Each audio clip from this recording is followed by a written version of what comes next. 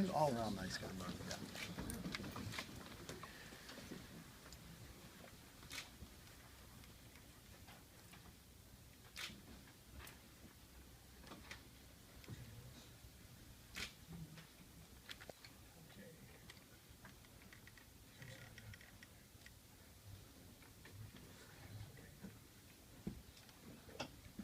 Okay, let's be seated.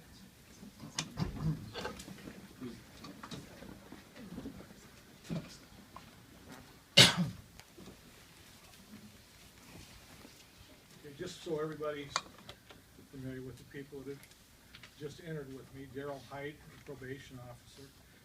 Jim Lewis is the U.S. Attorney for the Central District of Illinois.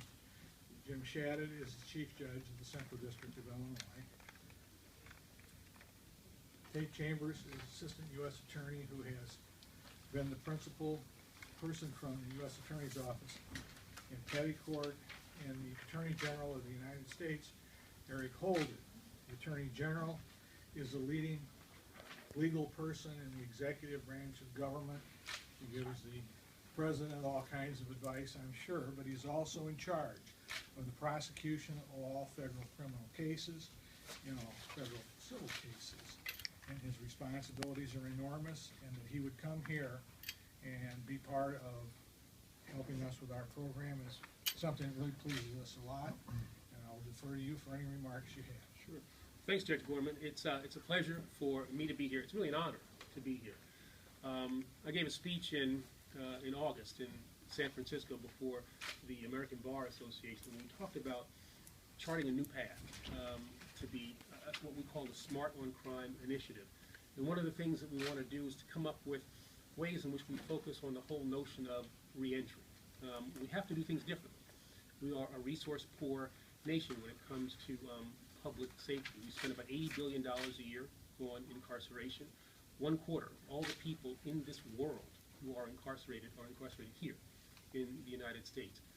Something has to give. And so we're looking for ways to do things differently. We heard about the PADI program here, and we're very impressed with it. I'm now on a tour around the nation to look at different programs, and the long-standing success of this program is something that really leaps out right at you.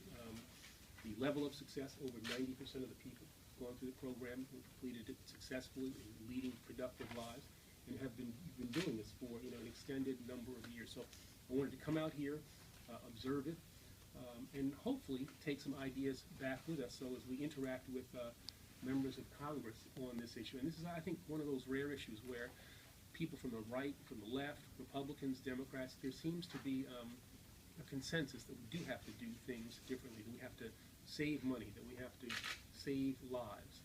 And what's interesting about these kinds of programs is that you can reduce costs and at the same time enhance public safety. In a lot of ways, this is a no-brainer. So, but to come out here, observe the program, talk to people who are running it, also interact with people who are a part of the program, the participants, and then, as I said, take these ideas back and then use them in the conversations that we'll be having with members of Congress as we are seeking support. Senators Leahy and Portman yesterday introduced legislation to continue funding under the Second Chance Act, which would be a good source of funding for programs like this. It's something that I hope Congress will favorably look upon.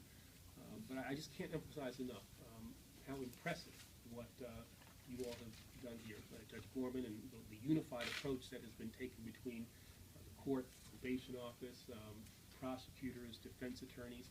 This holistic approach has really been one that has worked quite well. So I'm anxious to learn even more than I already have, and I want to thank everybody for allowing us to intrude and to observe today. Thank you for your remarks, and I will now indicate that we're going to go into a court session and the press is not available to you.